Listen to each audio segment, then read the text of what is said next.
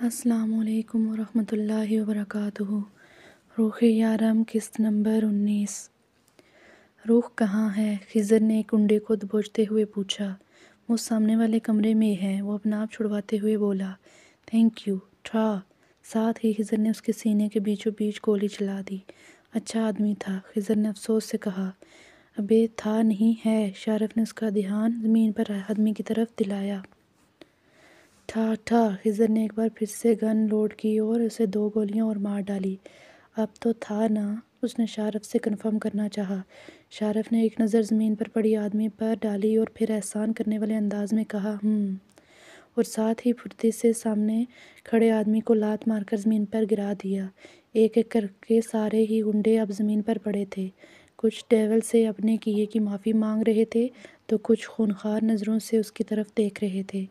شارف دادا ہمارے مہمان ہیں، ہمیں ان کی مہمان نوازی کرنی چاہیے، انہیں مہمان بنا کر ہمارے قید خانے میں شان و شوکت سے رکھوا دو، یارم نے شارف کو مخاطب کرتے ہوئے کہا۔ بے فکر رہو ڈیول، دادا کی خدمت میں کوئی کمی نہیں ہوگی، شارف بولا۔ میں روح کو نکالتا ہوں، خضر سوچتے ہوئے اس کمرے کی طرف بڑھا۔ شارف تم دادا کو سنبھالو اور یہاں سے نکلو۔ یارم نے ایک جھٹکے سے دادا کو اس کی طرف کیا، جو ابھی تک درد سے بلبلا رہا تھا، خون سے پوری قمیض لال ہو چکی تھی۔ چلیے دادا، آپ کی خدمت کرتے ہیں۔ شارف نے اس کے دونوں ہاتھ باندھ کر اور آگے کی طرف دھکا دیا، جبکہ یارم نے اپنے کندھے کے زخم سے قمیض الگ کی۔ زخم اتنا گہرا تھا کہ اسے فوراً فرسٹ ایڈ کی ضرورت تھی، لیکن اس وقت اسے روح سے زیادہ امپورٹنٹ اور کچھ نہیں تھا۔ وہ خضر کے پیچھے کے دروازے کی طرف بڑھا جب پیچھے سے کسی نے اسے اپنے شکنجے میں جکڑا۔ خضر تیزی سے دروازہ کھول کر اس کی طرف آیا، کمرے میں روشنی سے اس کی آنکھیں چنچنائیں۔ خضر تیزی سے اس کے قریب آیا اور اس کے پاس بیٹھا۔ تم ٹھیک ہو روح؟ خضر اس کے قریب بیٹھ کر پوچھنے لگا۔ بھائی اپنے قریب اپنا دیکھ کر وہ سسک اٹھی، وہ اپنے اپنوں کے پاس پہنچ چکی تھی۔ روح بے اختیار اس کے سینے سے لگ کر پھوٹ پھوٹ کے رونے لگی۔ کچھ نہیں ہوا میری گڑیا، سب کچھ ٹھیک ہے، ہم آ گئے ہیں نا، تم بالکل ٹھیک ہو۔ اسے اپنے ساتھ پیار سے لگائے بہلانے کی کوشش کرنے لگا۔ اس سے پہلے کہ وہ اسے اپنے ساتھ اٹھاتا، نظر اس کے پیر پر پڑی۔ روح تمہیں کتنا بڑا زخم آیا ہے، چابی کہاں ہے؟ اس نے بیڑیوں کو کھینچنے کی کوشش کی۔ درد ہو رہا ہے، سوں سوں کرتے بولی۔ خضر کو اتنی کیوٹ لگی کہ وہ بمشکل اپنی ہنسی دبا کر اٹھا۔ میں چابی ڈھونڈ کے لاتا ہوں، جلدی آئیے گا بھائی، روح نے اسے جاتے ہوئے دیکھ کر کہا۔ بس گڑیا میں ابھی آیا، بس 2 منٹ میں چابی ڈھونڈ کے لاتا ہوں۔ 19 سال بعد اس نے کسی کو گڑیا کہہ کر پکارا تھا۔ باہر نکل کر آگے پیچھے ہر طرف چابی ڈھونڈنے لگا۔ روح خضر کا انتظار کر رہی تھی۔ وہ اب اپنے آپ کو سنبھالتی بڑی مشکل سے کھڑی ہو کر بیڑیاں گھسیٹتے دروازے کے قریب آنے کی کوشش کرنے لگی، لیکن یہاں پر اس نے جو منظر دیکھا تھا اس نے روح کا بھروسہ نہیں بلکہ روح کو توڑ کر رکھ دیا۔ بالکل سامنے اس کا یارم کسی کو گولیوں سے چھلنی کر چکا تھا۔ ہاں وہ یارم ہی تھا، اس کا یارم۔ روح بے یقینی سے سامنے یارم کو دیکھ رہی تھی، شاید وہ بھی اسے دیکھ چکا تھا۔ وہ تیزی سے اس کی طرف آ رہا تھا۔ روح کی سانس رکنے لگی، یارم اس کے بے حد قریب آ چکا تھا۔ وہ تیزی سے اس کے قریب آیا۔ روح تم ٹھیک تو ہو؟ وہ اس کے قریب کھڑا اس سے پوچھ رہا تھا، جبکہ وہ اس کے چہرے پہ اپنے یارم کو ڈھونڈنے کی کوشش کر رہی تھی۔ کون تھا یہ شخص؟ اس کا یارم تو نہیں تھا، یہ تو کوئی اور تھا۔ وہ ضرور کوئی برا خواب دیکھ رہی تھی۔ اس کا یارم ایسا تو نہیں تھا، یہ تو کوئی حیوان تھا جس کے لیے کسی کی جان لینا کوئی بڑی بات نہ تھی۔ وہ بے دردی سے لوگوں کی جان لے رہا تھا، وہ اس کا یارم نہیں تھا۔ یارم روح کو چوٹ لگی ہے، بہت زیادہ گہری ہے۔ خضر چابی لے کر آیا۔ ڈیول کو بہت چوٹ لگی ہے، پیٹھ بڑی طرح سے زخمی ہے۔ یارم کے کندھے سے خون نکل رہا تھا، جبکہ خضر کے ہاتھ سے بھی پانی کی طرح خون بہہ رہا تھا، لیکن شاید یہ لوگ درد نامی چیز سے ناواقف تھے۔ سارم کا ایک ایک لفظ سچ تھا، اس کا ایک ایک حرف سچ ثابت ہوا۔ یارم انسان نہیں بلکہ حیوان ہے، ڈیول، شیطانوں کا بادشاہ۔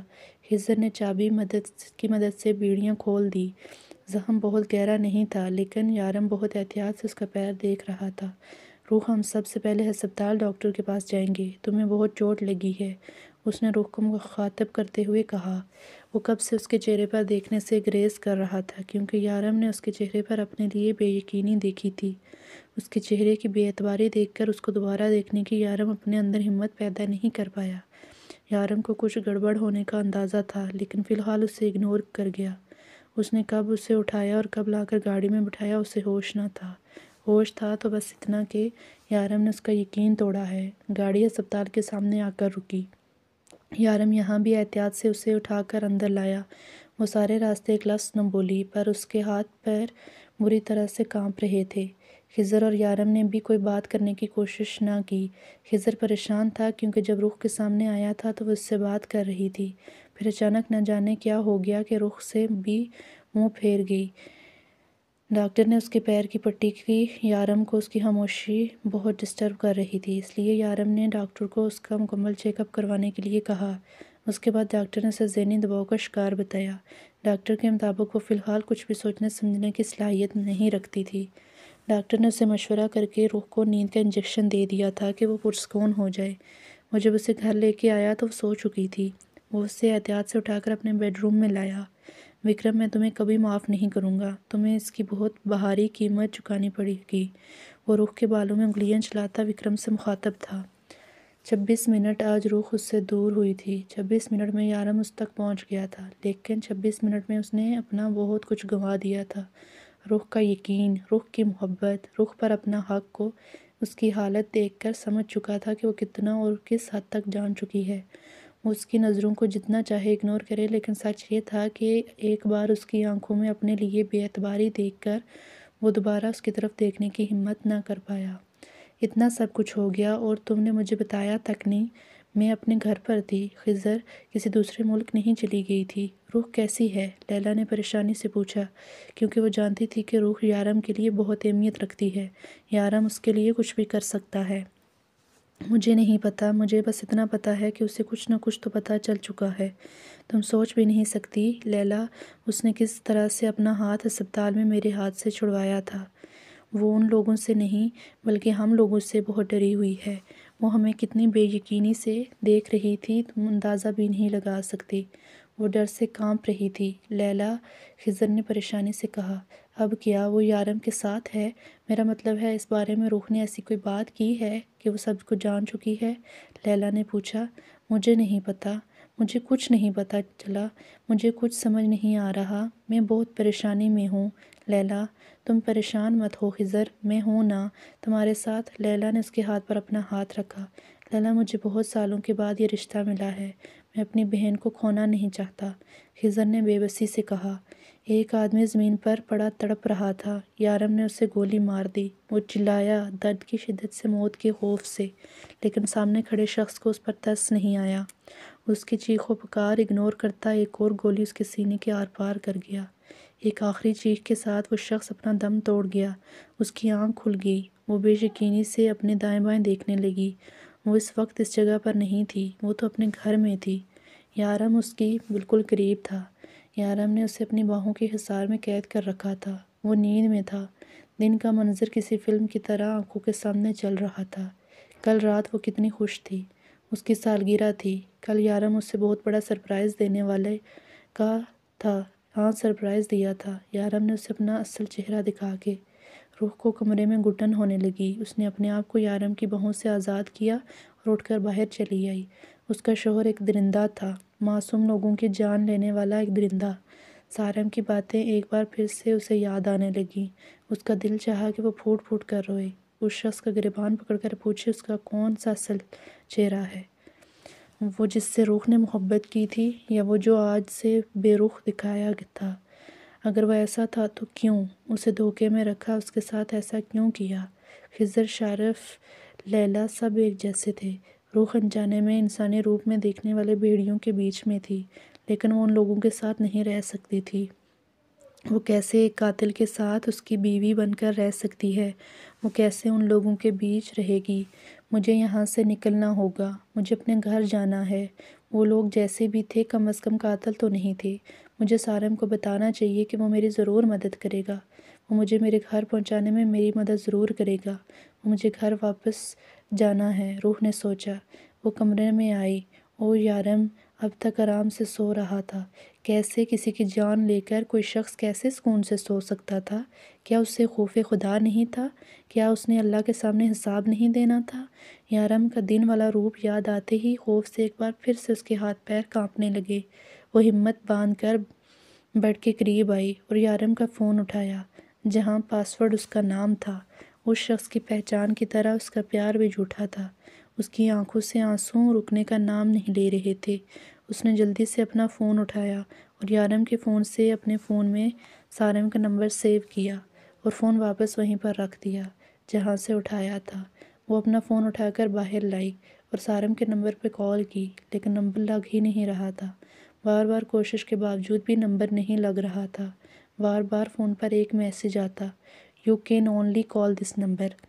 بار بار یارم کس نمبر سامنے آ جاتا، وہ اسے بک کر کے پھر سے سارم کا نمبر ملانے کی کوشش کرتی۔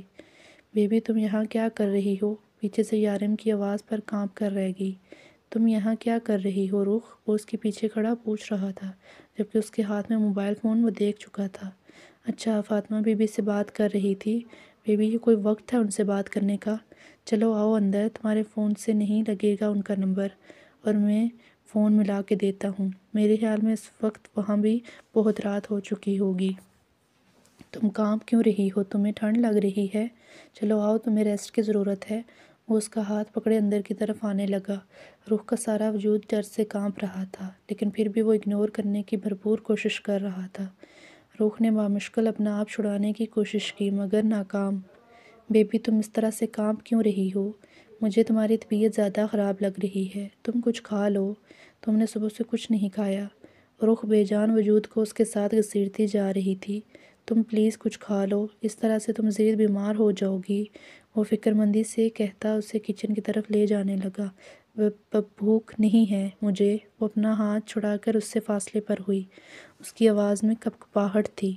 "ہاں بیبی، لیکن کھانا کھانا پڑے گا نا۔ تم یہاں پر بیٹھو، میں کھانا گرم کرتا ہوں"۔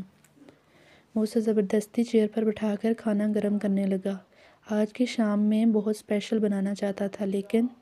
"آپ فکر نہ کریں، آج کی شام جو سرپرائز آپ نے مجھے دیا ہے وہ ساری زندگی یاد رکھوں گی"۔ روح نے اس کی بات کاٹ کر اسے شرم دلانے کی کوشش کی۔ چہرہ ضبط سے سرخ ہو رہا تھا، آواز میں واضح کپکپاہٹ تھی۔ یارم نے اس کی بات سن کر ایک نظر اسے دیکھا اور پھر کھانا لا کر اس کے سامنے رکھا۔ "بیبی یہ صرف تمہاری غلط فہمی ہے اور کچھ نہیں۔ تم سے پھر سے جھوٹ بولا گیا ہے اور تم یقین میں نے اپنی آنکھوں سے دیکھا ہے"۔ سید یارم کاظمی وہ ٹیبل پر ہاتھ مار کر اٹھتی چلا کر بولی۔ اس کے اس طرف سے کہنے پر نہ جانے کیوں یارم مسکرا دیا، پھر کافی دیر اس کے چہرے کے تاثرات دیکھتا رہا اور پھر ٹھہر ٹھہر کر بولا، "رخ تم جانتی ہو نا، آئی لو یو"۔ اس کی آنکھوں میں دیکھتا نہ جانے اسے کیا کہنا چاہتا تھا۔ "تم جانتی ہو نا میں تم سے کتنا پیار کرتا ہوں"۔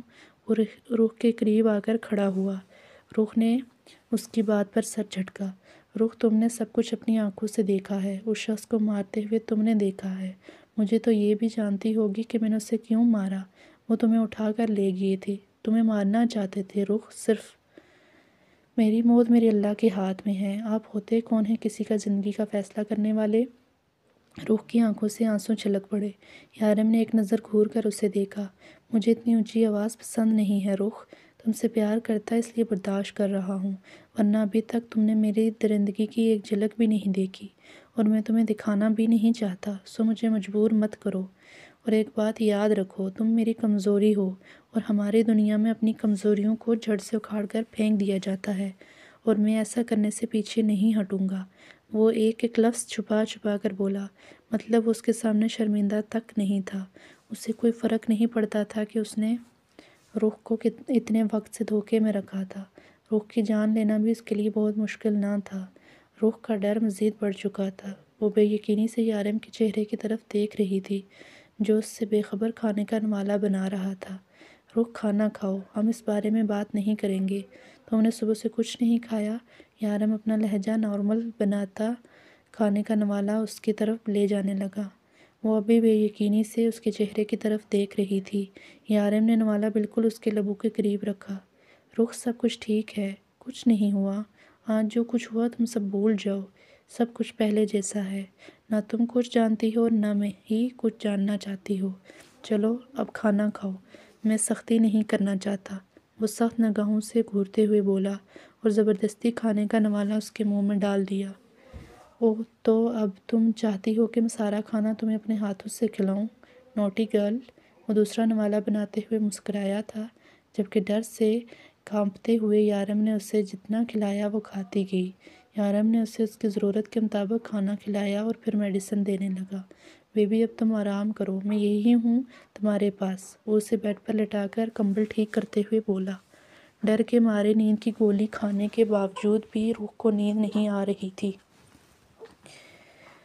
سب کچھ پہلے جیسا ہے روح، تم سب کچھ بھول جاؤ، اس کے کانوں کی سرگوشیاں کرتے ہوئے بولا، اور اس کے ہر بات پر کا دل چاہا کہ وہ پھوٹ پھوٹ کر روئے۔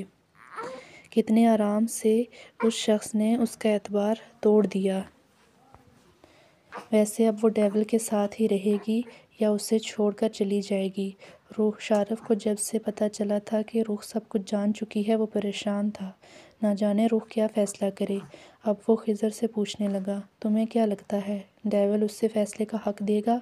خضر اس کی طرف دیکھ کر پوچھنے لگا، کسی غلط فہمی میں رہنے کی ضرورت نہیں ہے شارف، ڈیول اسے کہیں نہیں جانے دے گا، وہ اسے اپنے ساتھ ہی رکھے گا، بس دعا کرو کہ روح اس حقیقت کو قبول کر لے، کیونکہ رہنا تو اب اسے ڈیول کے ساتھ ہی ہے۔ تم معصوموں کو اس بارے میں کچھ مت بتانا، میں نہیں چاہتا کہ یہ بات باہر نکلے، خضر نے کہا۔ تو شارف کو ایک بار پھر سے غصہ آ گیا، آخر وہ ہر بات میں معصوموں کو کیوں شامل کرتا ہے؟ دیکھو خضر، معصومہ کسی کی کوئی خبر ہی نہیں ہے جو خبر باہر لے جائے گی، شارف نے غصے سے کہا، لیکن اس وقت اس کا لڑنے کا کوئی موڈ نہ تھا۔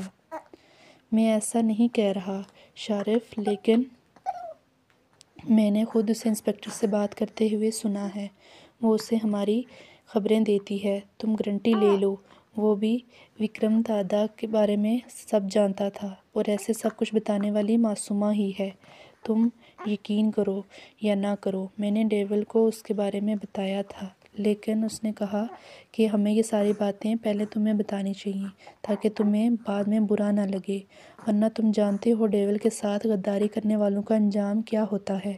وہ اس کا کندھا تھپ تھپا کر باہر جانے لگا۔ میں ثابت کروں گا خضر کہ معصومہ اس سب میں ملوث نہیں ہے، پھر تمہیں سب کے سامنے اس سے معافی مانگنی ہوگی، وہ غصے سے بولا۔ افسوس تمہیں ہم پر یقین نہیں ہے شارف، محبت اندھی ہوتی ہے، وہ نفی میں سر ہلاتا باہر نکل گیا۔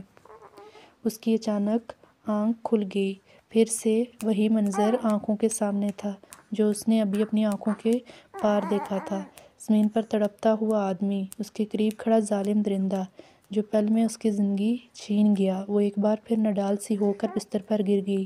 میں نہیں رہ سکتی ایسے لوگوں کے بیچ، یہ سب لوگ قاتل ہیں، مجھے میرے گھر واپس جانا ہے، مجھے واپس پاکستان جانا ہے۔ کیا کوئی بھی ایسا نہیں جو میری مدد کر سکے؟ سارم سے بھی رابطہ نہیں کر سکتی، بس وہی میری مدد کر سکتا ہے، کاش میں پہلے اس کی باتوں پر یقین کر لیتی، میں سارم سے رابطہ کیسے کروں؟ وہ بے بسی سے سوچنے لگی، پھر دماغ میں خیال آیا کہ کل رات یارم نے اس سے کہا تھا کہ وہ فاطمہ بی بی سے اس کی بات کروائے گا، اگر وہ فاطمہ بی بی سے بات کر کے سارم کا نمبر انہیں دے کر ساری بات سارم تک پہنچا دے تو ہاں یہ ہو سکتا ہے، مگر اس کے لیے یارم سے بات کرنی ہوگی۔ ایک بار پھر سے آنکھوں میں آنسو آ گئے، یارم کا دھکا ایک بار پھر سے اسے یاد آنے لگا، وہ شخص اس کے سامنے کیا تھا اور اس کے پیچھے کیا۔ وہ یہی سوچتی اٹھ کر باہر آئی جہاں یارم کچھ لوگوں کے ساتھ کھڑا تھا، نہ جانے یہ انجان لوگ کون تھے۔ وہ سوچتے ہوئے ان کی طرف آئی، آؤ بیبی، میں کب سے تمہارا انتظار کر رہا تھا، اب طبیعت کیسی ہے تمہاری؟ وہ اس کے قریب آ کر پوچھنے لگا۔ رخ جو اب جواب میں کچھ نہیں بولی، یارم اس کی نظر اندازی کو نظر انداز کر گیا۔ آؤ تمہیں کچھ لوگوں سے ملواتا ہوں، اس نے ان لوگوں کی طرف اشارہ کیا جہاں ایک عورت جس کی عمر تقریباً 50 سال ضرور ہوگی، شکل سے تو انگریز لگ رہی تھی، جبکہ ساتھ 30 سال کی لڑکی تھی جس نے عبایا پہن رکھا تھا، ان کے پیچھے 2 آدمی کھڑے تھے جو یقیناً یارم کی عمر کے ہوں گے۔ یہ میری ہیں، اس نے عورت کی طرف اشارہ کیا، آج سے کھانا یہ بنائیں گی اور یہ شفا گھر کے کام کاج کریں گی۔ یہ آصف ہے، واچ مین، اور رفیق گھر سے باہر کوئی بھی کام ہو تو یہ کرے گا۔ آج سے تم اپنی صحت پر دھیان دو گی، بہت بیمار رہنے لگی ہو۔ آج سے میں اور تم بس ایک دوسرے کا خیال رکھیں گے۔ وہ مسکرا کر اس کا ہاتھ اپنے لبوں تک لے کر گیا۔ ان لوگوں کے ہوتے ہوئے اس گھر میں آنے کی کوئی ہمت نہیں کرے گا۔ دن میں یہ سب تمہارے ساتھ ہوں گے اور رات میں اب میں تمہاری جان پر کوئی رسک نہیں لے سکتا۔ آپ سب کو میں نے آپ کے کام سمجھا دیے ہیں۔ اس کے علاوہ سب سے ضروری کام ہے میری بیوی کا خیال رکھنا، اور اس کام میں مجھے کوئی شکایت نہیں ملنی چاہیے۔ وہ ان سب کو جانے کا بول کر رخ کی طرف پلٹا۔ تم ناشتہ کر لو، میں تمہیں تمہاری میڈیسن دیتا ہوں۔ وہ بالکل نارمل ہی بات کر رہا تھا۔ رخ بھی اپنے آپ کو نارمل ظاہر کرنے کی کوشش کر رہی تھی۔ وہ مجھے فاطمہ بی بی سے بات کرنی ہے، رخ نے ہمت باندھ کر کہا۔ یارم نے ایک بھرپور نظر اس کی طرف کی۔ رخ پلیز پلاننگ مت کرو یار، میں نے کہا نا سب کچھ بھول جاؤ۔ تم یہاں سے نکل نہیں سکتی اور نہ ہی کسی سے بات کر سکتی ہو۔ جب مجھے یقین ہو جائے گا کہ سب کچھ نارمل ہے، میں تمہاری بات فاطمہ بی بی سے کروا دوں گا، اور اپنے بچگانہ ذہن پر زیادہ زور ڈالنے کی ضرورت نہیں ہے۔ ایسی گیمز میں بہت کھیل چکا ہوں۔ چلو ناشتہ کرو۔ وہ اس کی پلاننگ پر پانی پھیرتا اسے اپنے ساتھ لے کر جانے لگا، جب رخ کو سمجھ نہیں آ رہا تھا کہ اس کے دماغ تک اتنی آسانی سے کیسے پہنچا۔